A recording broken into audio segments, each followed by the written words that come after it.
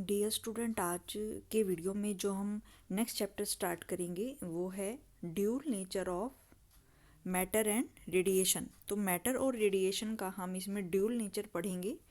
तो हम इसमें से जो हमारा ये क्वेश्चंस आएंगे, इसमें से dual nature of matter and radiations में से जो हमारे क्वेश्चंस आएंगे यहाँ पे, तो जैसे कि हम देख सकते हैं यहाँ पे नंबर ऑफ, यहाँ पे जो है मार्क्स गिवन है, यहाँ पे जो है कि कितने मार्क्स का क्वेश्चन आएगा। तो dual nature of matter and radiation में से जो है वो 5 मार्क्स का क्वेश्चन जो है वो यहाँ पे आएगा 5 मार्क्स का क्वेश्चंस जो है इस चैप्टर में से आएगा। कितने नंबर ऑफ क्वेश्चंस इसमें आएंगे? इसमें जो है 4 क्वेश्चंस इस चैप्टर से हमारे आएंगे। और टोटल मार्क्स कितने के होंगे? टोटल जो है वो 5 मार्क्स के क्वेश्चन इसमें से आएंगे। तो टोटल क्वेश्चन 5 मार्क्स के आएंगे। और जो नंबर ऑफ क्वेश्चंस हैं, इसमें से कितने क्वेश्चंस आएंगे? इसमें से जो है 4 क्वेश्चंस आएंगे 5 मार्क्स के। ठीक है, तो ये हमारा जो अभी हमारा सिलेबस डिलीट हुआ है या कुछ हमारा जो है रिड्यूस हुआ है, तो इसमें ये हम सिलेबस है हमारा dual nature of radiation and matter का सिलेबस है। तो इस वाले में हम क्या क्या पढ़ेंगे? तो इसमें हम ड्यूल नेचर ऑफ रेडिएशन पढ़ेंगे, रेडिएशन का ड्यूल नेचर क्या होता है। उसके बाद फिर हम इसमें फोटो इलेक्ट्रिक इफेक्ट के बारे में पढ़ेंगे, फोटो इलेक्ट्रिक इफेक्ट क्या है। उसके बाद फिर हम Hertz, Helmholtz and Lenard observation of intensity of light on photo current. इसके बाद फिर हम ऑब्जर्वेशन पढ़ेंगे।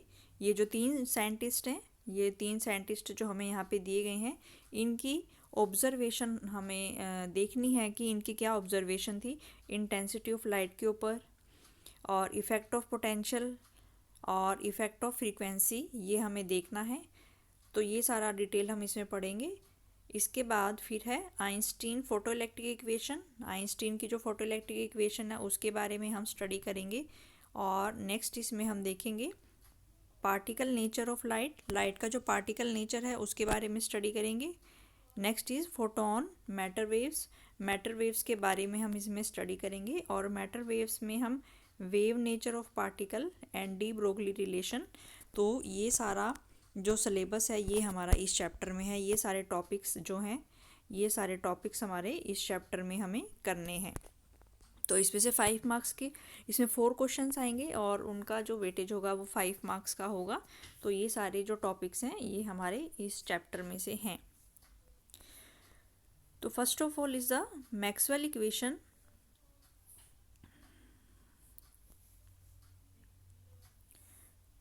Maxwell equation of electromagnetism and Hertz experiment on generation and detection of electromagnetic wave establish the wave nature of light in 1887। 1887 में जो हमारे Maxwell ने अपनी हमने जो इलेक्ट्रोमैग्नेटिक वेव वाला जो चैप्टर हमने स्टडी किया था, इलेक्ट्रोमैग्नेटिक वेव वाला चैप्टर हमने स्टडी किया था, उसमें हमने मैक्सवेल की इक्वेशन जो है 4 मैक्सवेल इक्वेशंस जो हैं वो हमने स्टडी की थी, 4 मैक्सवेल इक्वेशन। और जो हर्ट्स का एक्सपेरिमेंट ना, हर्ट्स ने भी अपना एक एक्सपेरिमेंट किया था। तो हर्ट्स ने अपने एक्सपेरिमेंट में क्या किया, उन्होंने जो इलेक्ट्रोमैग्नेटिक वेव हैं उनको डिटेक्ट किया। और मैक्सवेल ने फिर जो इलेक्ट्रोमैग्नेटिक वेव थी उनके लिए 4 मैक्सवेल इक्वेशंस दी थी। तो इन दोनों फिनोमिना से हमें क्या पता चलता है? हमें लाइट के वेव नेचर का पता चलता है।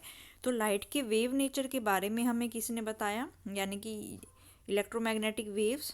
तो ये हमने देखा कि ये जो इलेक्ट्रोमैग्नेटिक वेव्स हैं, यानी कि जो लाइट है वो आपकी एक वेव की तरह बिहेव करती है। तो इसमें हमने देखा कि लाइट का कैसा नेचर है, लाइट का जो है वो वेव नेचर है, ये हमने इसमें देखा।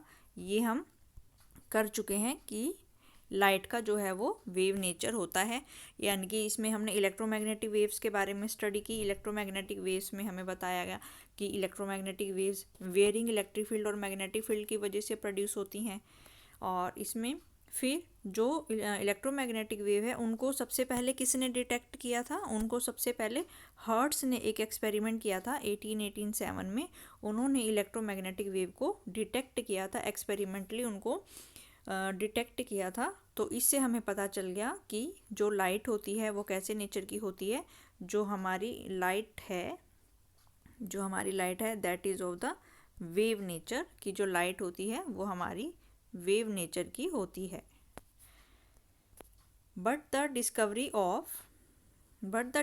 Of photo electric effect, Compton effect establish the particle nature of light. लेकिन बाद में जो हर्ट्ज ने है उन्होंने एक एक्सपेरिमेंट किया जिसका नाम था फोटो इलेक्ट्रिक इफेक्ट, तो जो फोटो इलेक्ट्रिक इफेक्ट का जो फिनोमिना है और जो कॉम्पटन इफेक्ट का फिनोमिना है, ये हमें क्या बताता है, ये हमें बताता है कि जो लाइट है उसका नेचर कैसा है, पार्टिकल नेचर। तो ये जो दो एक्सपेरिमेंट हैं, फोटो इलेक्ट्रिक इफेक्ट और कॉम्पटन इफेक्ट, इससे हमें पता चला कि जो लाइट का नेचर है वो कैसा नेचर है, वो पार्टिकल नेचर की होती है, यानी कि लाइट जो है वो एक पार्टिकल की तरह बिहेव करती है। इसी तरीके से हमने देखा कि लाइट जो है वो दो तरीके से बिहेव कर रही है। तो कुछ एक्सपेरिमेंट्स में जैसे इलेक्ट्रोमैग्नेटिक वेव्स, यानी कि कई बार इलेक्ट्रोमैग्नेटिक वेव्स को जब डिटेक्ट किया गया तो वहाँ से पता चला कि लाइट जो है वो वेव नेचर की होती है। लेकिन जब हमने कुछ एक्सपेरिमेंट किए जैसे कि फोटो इलेक्ट्रिक इफेक्ट और कॉम्पटन इफेक्ट, इससे हमें पता चला कि जो लाइट होती है वो हमारी पार्टिकल नेचर की होती है।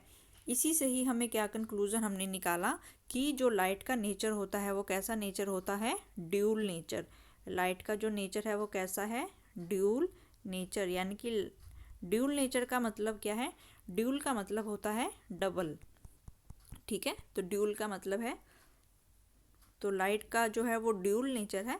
ड्यूल का मतलब होता है डबल नेचर, यानी कि लाइट जो है वो डबल नेचर शो करती है, यानी कि कुछ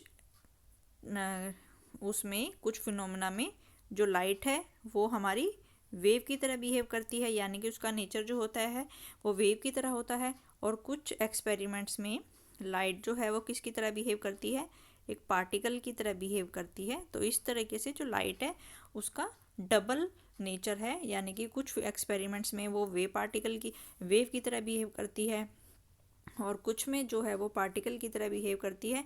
इसे ही हम क्या कहते हैं, ड्यूल, यानी कि डबल। इसे ही हम ड्यूल नेचर कहते हैं और यही हमें स्टडी करना है। इस चैप्टर में यही चीज़ हमें स्टडी करनी है, इसमें हमें ये स्टडी करना है ड्यूल नेचर। तो इसमें हमें ड्यूल नेचर के बारे में स्टडी करना है। तो यहाँ पे हमने देखा कि जो लाइट है वो हमारी, तो इसमें हमने देखा कि जो इलेक्ट्रोमैग्नेटिक वेव्स के जो खोज की गई हर्ट्ज के द्वारा और जो मैक्सवेल ने अपनी इलेक्ट्रोमैग्नेटिज्म में 4 मैक्सवेल इक्वेशंस दी थी, वहाँ से हमें पता चला कि जो लाइट का नेचर होता है वो वेव नेचर होता है। लेकिन फोटो इलेक्ट्रिक का जो इफ़ेक्ट है और जो कॉम्पटन का इफ़ेक्ट है वो तभी पॉसिबल होता है जब लाइट किसकी तरह बिहेव करती है, एक पार्टिकल की तरह बिहेव करती है। तो यहाँ से हमें पता चला कि भाई लाइट का नेचर जो है पार्टिकल नेचर होता है। तो इस तरीके से ये कंक्लूज़न निकाला गया कि जो लाइट का नेचर होता है वो ड्यूल नेचर होता है, यानी कि sometimes it behave as a wave और some time it behave as a particle. तो यही हमें इस चैप्टर में स्टडी करना है, dual nature of radiation and matter.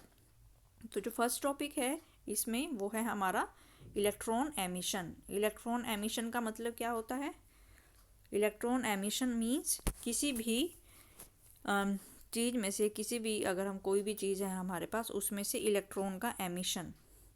ठीक है, कोई भी हमारे पास, ये मान लो मेटल है या कोई भी चीज़ है और हम इसमें से क्या करना चाहते हैं, इलेक्ट्रॉन्स को जो है वो हम एमिट करना चाहते हैं, इलेक्ट्रॉन को जो है हम इसमें से निकालना चाहते हैं, इसे ही हम क्या कहते हैं, इलेक्ट्रॉन एमिशन। इसमें से हम इलेक्ट्रॉन को बाहर निकालना चाहते हैं, इसे ही हम क्या कहते हैं, इलेक्ट्रॉन एमिशन। तो किसी भी चीज़ में से इलेक्ट्रॉन को निकालने के कौन कौन से मेथड होते हैं तो वो हम इसमें देखेंगे।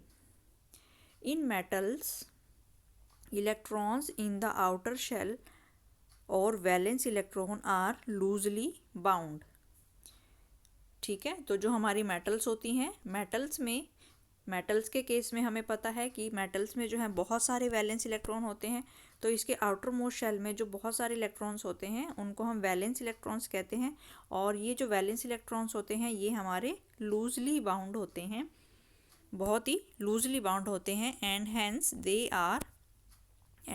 दे are free to move easily within the metal surface but they can not leave it. Such electrons are called the free electrons.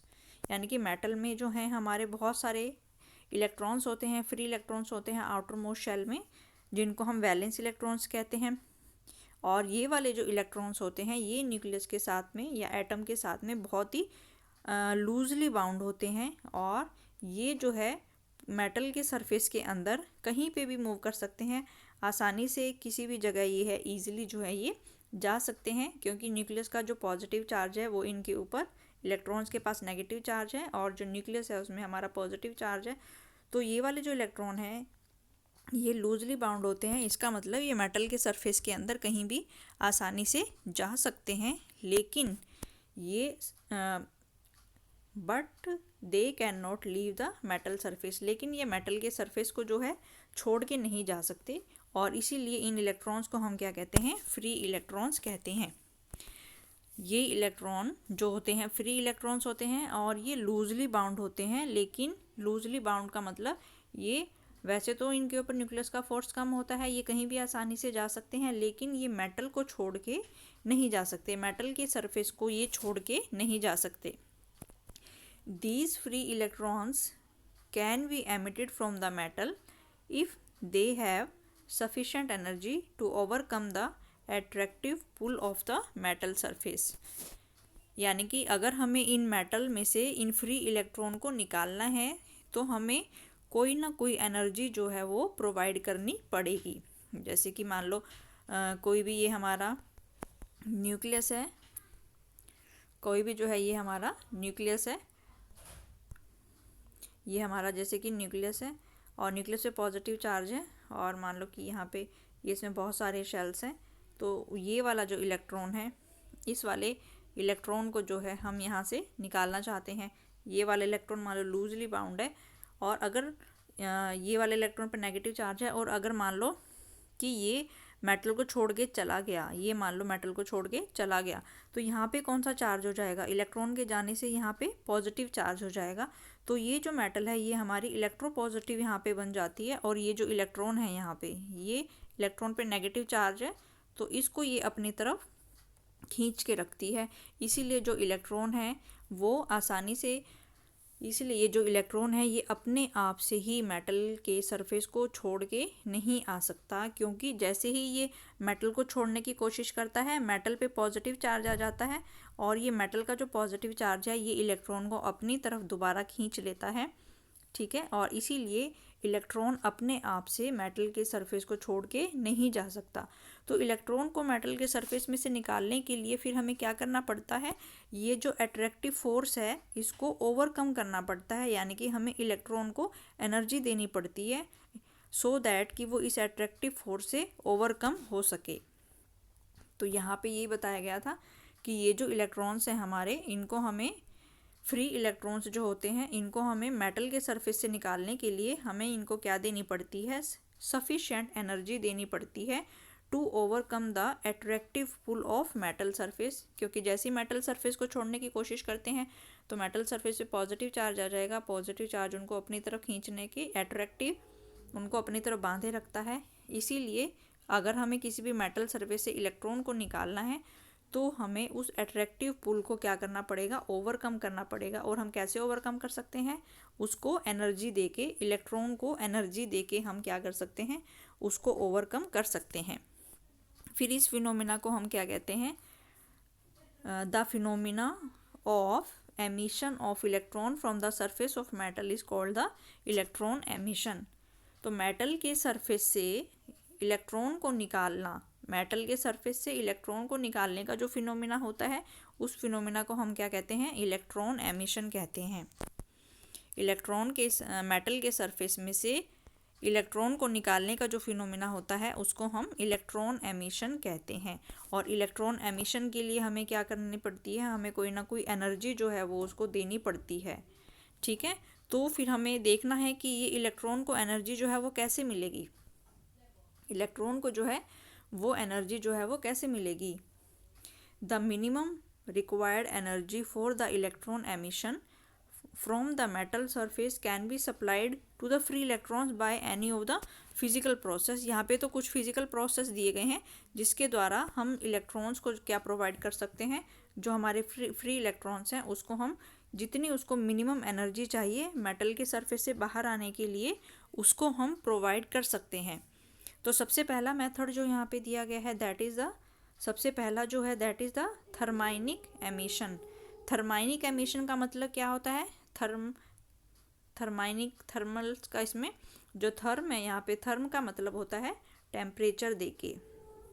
Therm का जो मतलब होता है दैट इज़ द टेम्परेचर, यानी कि मेटल के सरफेस को अगर हम, टेम्परेचर का मतलब क्या है कि अगर हम उसको हीट करें या अगर हम उसको गर्म कर देते हैं तो गर्म करने से वो इलेक्ट्रॉन को जो है वो हमें एनर्जी, इलेक्ट्रॉन को एनर्जी मिल जाएगी, सफिशिएंट एनर्जी मिल जाएगी और वो मेटल के सरफेस से बाहर आ सकता है। तो इस तरीके का फिनोमिना क्या कहलाता है? Thermionic emission. यानी कि जब हम मेटल को गर्म करते हैं और मेटल को गर्म करने से उसमें से जो इलेक्ट्रॉन निकलता है, ठीक है, उसे हम क्या कहते हैं? Thermionic emission. तो thermal energy can be imparted to the free electrons by the suitable heating.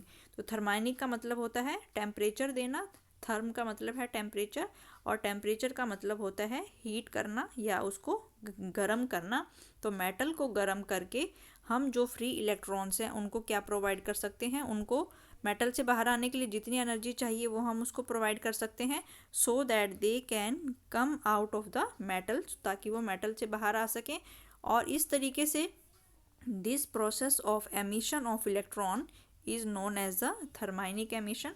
तो मेटल के सरफेस से मेटल को गर्म करके निकालने का जो मेथड होता है इसको हम क्या कहते हैं? थर्माइनिक एमिशन कहते हैं। मेटल को गर्म करके उसके जो वैलेंस इलेक्ट्रॉन्स हैं उनको एनर्जी प्रोवाइड करना और उसमें से इलेक्ट्रॉन को बाहर निकालना, इसे हम क्या कहते हैं? थर्माइनिक एमिशन कहते हैं। और इस तरीके से मेटल के सरफेस से जो इलेक्ट्रॉन निकलते हैं, इन इलेक्ट्रॉन्स को हम क्या कहते हैं? थर्माइंस कहते हैं और थर्मल इलेक्ट्रॉन्स कहते हैं। यानी कि मेटल को थर्मल एनर्जी हम प्रोवाइड करते हैं, यानी कि गरम करते हैं उसको हम, गरम करने से उसमें से जो इलेक्ट्रॉन बाहर निकल के आएंगे उनको हम थर्माइंस कहते हैं या फिर थर्मल इलेक्ट्रॉन्स कहते हैं। और इस फिनोमिना का नाम क्या है? Thermionic emission.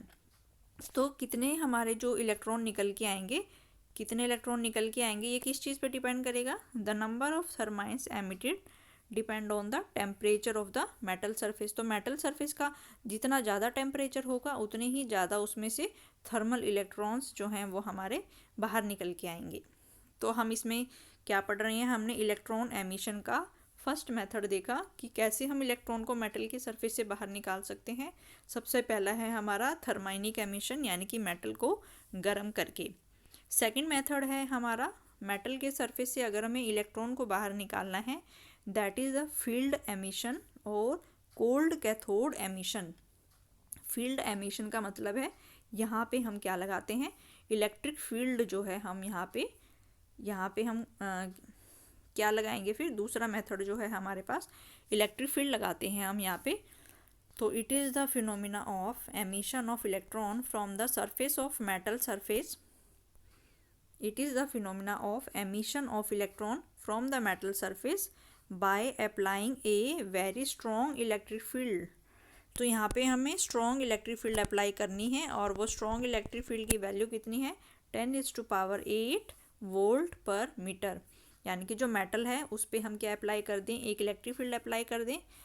इसी का ही जो एग्जांपल है उसे ही हम क्या कहते हैं? Cold emission is spark plug जो हमारा होता है उसमें भी हमारा कोल्ड कैथोड एमिशन होता है या इलेक्ट्रिक फील्ड एमिशन होता है। यानी कि इसमें हम इलेक्ट्रिक फील्ड अप्लाई कर देंगे। इलेक्ट्रिक फील्ड जैसे कि मेटल में हमारे इलेक्ट्रॉन्स हैं और अगर हम यहाँ पे इलेक्ट्रिक फील्ड अप्लाई कर दें, यानी कि यहाँ पे एक जगह पॉजिटिव है एक जगह नेगेटिव है, तो पॉजिटिव वाला क्या करेगा? इलेक्ट्रॉन को अट्रैक्ट करेगा अपनी तरफ, तो ये इलेक्ट्रॉन जो है इधर जाना शुरू कर देंगे। तो इलेक्ट्रिक फील्ड अप्लाई करके भी हम इलेक्ट्रॉन को जो है वो मेटल के सरफेस से बाहर निकाल सकते हैं। इसके बाद नेक्स्ट है हमारा थर्ड जो फिनोमिना है that is the photoelectric emission. जो photoelectric emission is the third is the photoelectric emission. It is the phenomena of emission of electron from the surface of metal when light radiation of suitable frequency fall on it।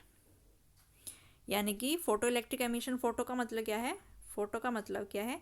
यहाँ पे हम क्या गिराएंगे? यहाँ पे हम light गिराएंगे। यहाँ पे हम क्या गिराएंगे, यहाँ पे हम किसका यूज़ करेंगे, यहाँ पे हम फोटो का मतलब होता है लाइट वेव, तो यहाँ पे हम किसका यूज़ करेंगे, यहाँ पे हम लाइट वेव का यूज़ करेंगे। तो फोटो का मतलब है photon, it means light wave का हम इस्तेमाल करेंगे। तो लाइट वेव जो है हमारी कोई भी हो सकती है, इसमें कोई भी लाइट वेव हम यूज़ कर सकते हैं। अल्ट्रा वोलेट हो सकती है, इंफ्रारेड हो सकती है, विजिबल हो सकती है, कोई भी जो हमारी फ़ोटो का मतलब होता है लाइट वेव्स। तो लाइट वेव्स में हम कुछ भी रेडिएशन जो है उसको यूज़ कर सकते हैं। तो फोटो इलेक्ट्रिक एमिशन में क्या है, हम लाइट वेव्स का इस्तेमाल करते हैं।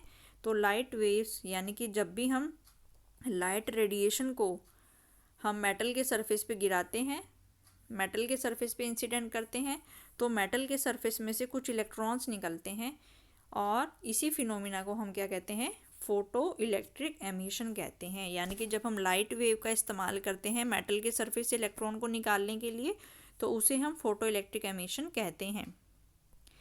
The energy of to the free electron for the emission is being supplied by the light photon. यानी कि जो लाइट होती है, जो लाइट रेडिएशन, जो अल्ट्रा वोलेट लाइट है या इंफ्रारेड लाइट है या विजिबल लाइट है, उसे जब हम मेटल के सरफेस पे गिराते हैं तो मेटल के सरफेस में से क्या निकलते हैं, इलेक्ट्रॉन्स निकलते हैं। तो इलेक्ट्रॉन्स को जो एनर्जी है वो कहाँ से मिलती है, इलेक्ट्रॉन्स को जो एनर्जी है वो हमारे जो लाइट रेडिएशन हमने गिराई है उसमें से एनर्जी मिलती है।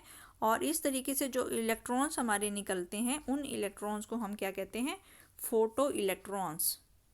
फोटो इलेक्ट्रॉन्स इनको हम कहते हैं। और कितने नंबर ऑफ फोटो इलेक्ट्रॉन्स हमारे एमिट होंगे, ये किस चीज़ पे डिपेंड करते हैं, they depend on the intensity of incident radiation. तो जो लाइट हमने कम इंटेंसिटी की लाइट अगर हम गिराएंगे तो फोटो इलेक्ट्रॉन्स हमारे कम निकलेंगे, और ज़्यादा इंटेंसिटी की लाइट अगर हम गिराएंगे तो फोटो इलेक्ट्रॉन्स जो हैं वो हमारे ज़्यादा निकलेंगे।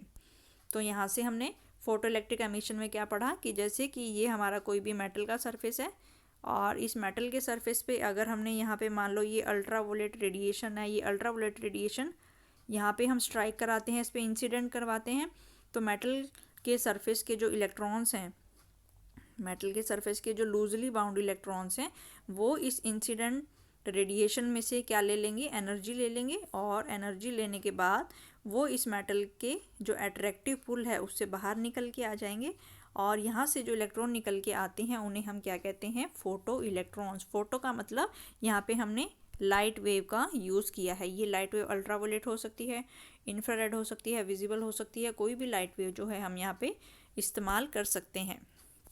ठीक है, तो यहाँ पे हमने देखा कि इलेक्ट्रॉन एमिशन क्या होता है कि मेटल के सरफेस में से इलेक्ट्रॉन को बाहर निकालने का जो फिनोमिना होता है उसे ही हम इलेक्ट्रॉन एमिशन कहते हैं। फिर हमने देखा कि इलेक्ट्रॉन एमिशन निकालने के लिए जो सबसे पहला मेथड है वो है हमारा थर्माइनिक एमिशन, जिसमें हम मेटल को गर्म करके उसमें से इलेक्ट्रॉन निकालते हैं। दूसरा है हमारा फील्ड एमिशन, जिसमें कि हम मेटल में इलेक्ट्रिक फील्ड लगाते हैं और इलेक्ट्रिक फील्ड निकालने से जो है हमारे यहाँ पे इलेक्ट्रॉन्स निकलते हैं। और जो थर्ड प्रोसेस है हमारा that is a photo electric emission. Photo electric emission का मतलब कि जो हमारा मेटल का सरफेस है उस पर हम लाइट वेव्स को जो है वो इंसिडेंट कराते हैं, लाइट रेडिएशन उस पर इंसिडेंट होती हैं और उसमें से जो इलेक्ट्रॉन्स हैं निकलते हैं और उनको हम फोटो इलेक्ट्रॉन्स कहते हैं। नेक्स्ट इसमें जो लास्ट मेथड यहाँ पे दिया गया है that is the secondary emission. तो सेकेंडरी एमिशन क्या होता है, फोर्थ मेथड जो यहाँ पे दिया गया है सेकेंडरी एमिशन में, it is the phenomena of emission of electron from the surface of metal in large number when fast moving electrons called the primary electrons or the other particle strikes the metal surface। यानी कि यहाँ पे क्या दिया हुआ है, यहाँ पे हमें सेकेंडरी एमिशन का मतलब कि मान लो ये हमारी मेटल है और इस मेटल में अगर हमारे पास यहाँ पे इलेक्ट्रॉन है तो यहाँ पे बहुत ही तेज़ स्पीड का अगर हाई वेलोसिटी से कोई इलेक्ट्रॉन आ रहा है, हाई वेलोसिटी से कोई भी तेज़ स्पीड वाला इलेक्ट्रॉन आ रहा है तो उसके पास जो काइनेटिक एनर्जी होगी वो बहुत ही ज़्यादा होगी।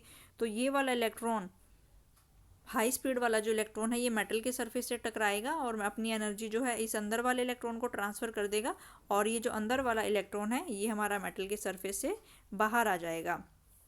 तो ये वाला इलेक्ट्रॉन जो हमारा मेटल के सरफेस से टकराया था इसको हम प्राइमरी इलेक्ट्रॉन कहते हैं, और जो मेटल के सरफेस से बाहर निकल के आएगा इलेक्ट्रॉन, उसको हम सेकेंडरी इलेक्ट्रॉन कहते हैं। तो यही है आपका सेकेंडरी एमिशन। तो यहाँ पे फास्ट मूविंग इलेक्ट्रॉन का यूज़ भी हम कर सकते हैं। यहाँ पे जो है हम इलेक्ट्रॉन का यूज़ भी कर सकते हैं, किसी और पार्टिकल का भी हम यहाँ पे इस्तेमाल कर सकते हैं। तो यहाँ पे हमने देखा कि 4 मेथड जो हैं वो हमारे हो गए।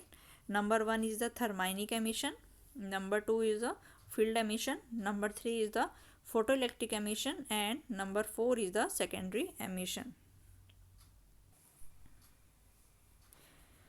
next topic is the work function. तो वर्क फंक्शन जो है ये इम्पोर्टेंट है, ये आपका 2 मार्क्स में इसकी डेफिनेशन भी आ सकती है, और फिर आपसे ये भी पूछा जा सकता है कि कौन सी मेटल का वर्क फंक्शन सबसे ज़्यादा होता है, कौन सी मेटल का वर्क फंक्शन सबसे कम होता है। तो सबसे पहले हम इसमें देखेंगे कि वर्क फंक्शन है क्या चीज़, वर्क फंक्शन क्या होता है।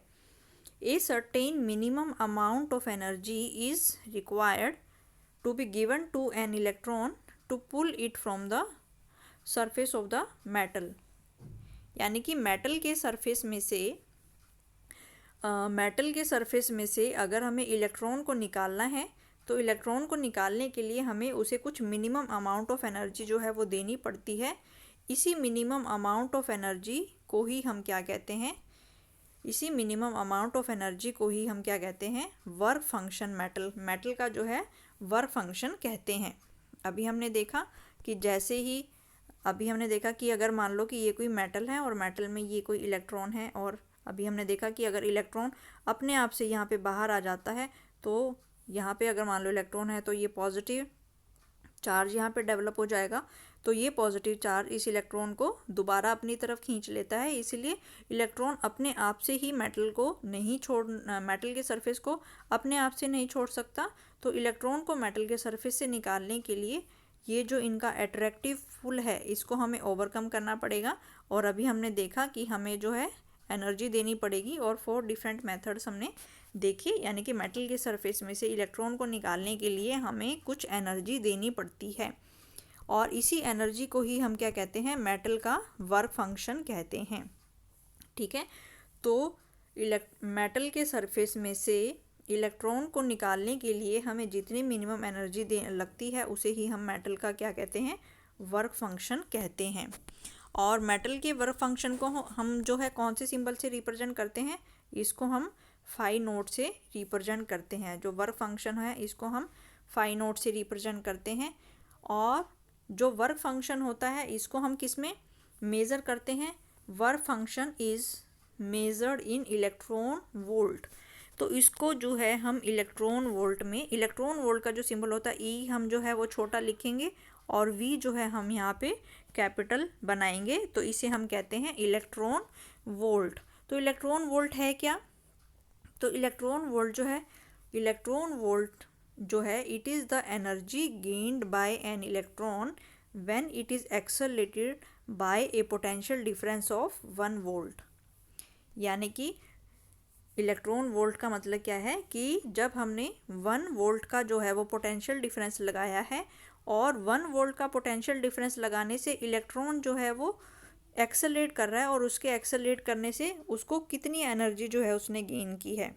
1 वोल्ट का पोटेंशियल डिफरेंस लगाने से अगर इलेक्ट्रॉन एक्सेलरेट कर रहा है तो वो कितनी एनर्जी गेन करेगा, उसे ही हम क्या कहते हैं, इलेक्ट्रॉन वोल्ट। तो इलेक्ट्रॉन वोल्ट जो है ये भी हमारा एनर्जी का ही ये होता है, सिंबल होता है। हमारे इलेक्ट्रॉन वोल्ट का जो सिंबल है वो एनर्जी के लिए ही है।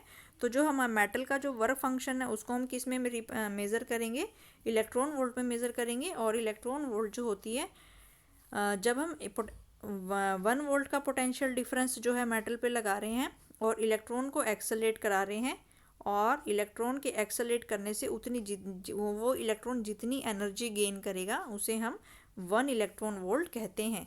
और 1 इलेक्ट्रॉन वोल्ट की जो वैल्यू है वो 1 इलेक्ट्रॉन वोल्ट की जो वैल्यू होती है वो होती है हमारी 1.6 इंटू 10⁻⁻19 जूल, क्योंकि ये एनर्जी गेंड है। तो जो 1 इलेक्ट्रॉन की वैल्यू होती है, 1 इलेक्ट्रॉन वोल्ट में कितने जूल होते हैं, 1.6 इंटू 10⁻⁻19 जूल। तो ये इंपॉर्टेंट रिलेशन था। इसमें फिर नेक्स्ट जो है हमें यहाँ पे the values of work function of some metals. तो कुछ मेटल्स हमें यहाँ पे दी गई हैं, कुछ मेटल्स का जो है यहाँ पे हमें वर्क फंक्शन की एक टेबल जो है वो यहाँ पे हमें गिवन है। तो फिर हम देखेंगे कि कौन सी मेटल का जो वर्क फंक्शन है वो ज़्यादा है और कौन सी मेटल का जो वर्क फंक्शन है वो कम है। तो यहाँ पे जो मेटल दी गई है सबसे पहले है सीजियम।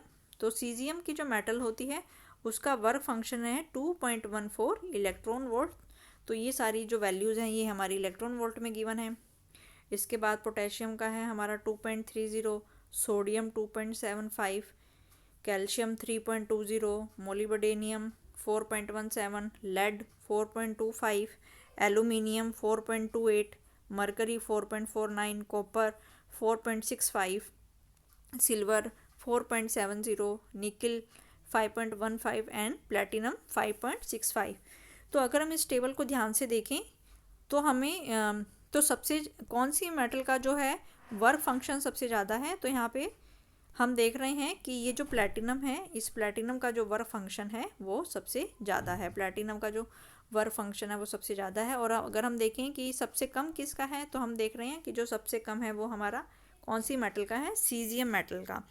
तो सबसे कम वर्क फंक्शन का मतलब कि सीजियम में से इलेक्ट्रॉन को निकालने के लिए हमें बहुत ही कम एनर्जी देनी पड़ेगी, और प्लेटिनम में से अगर हमें कोई भी इलेक्ट्रॉन निकालना है तो हमें सबसे ज़्यादा एनर्जी देनी पड़ेगी। कम वर्क फंक्शन का मतलब है कि हमें कम एनर्जी जो इलेक्ट्रॉन को निकालने के लिए देनी पड़ेगी, और जिस मेटल का वर्क फंक्शन ज़्यादा है इसका मतलब उसमें से हमें इलेक्ट्रॉन को निकालने के लिए ज़्यादा एनर्जी देनी पड़ेगी। तो ये क्वेश्चन हमारा 2 मार्क्स में आता है। तो फ्रॉम द गिवन टेबल हमने बताया we concluded that work function of platinum is highest. Platinum का जो वर्क फंक्शन है वो हाईएस्ट होता है, जिसकी वैल्यू होती है 5.65 इलेक्ट्रॉन वोल्ट, और सीजियम के लिए इसकी वैल्यू सबसे कम होती है, that is the 2.14 electron volt.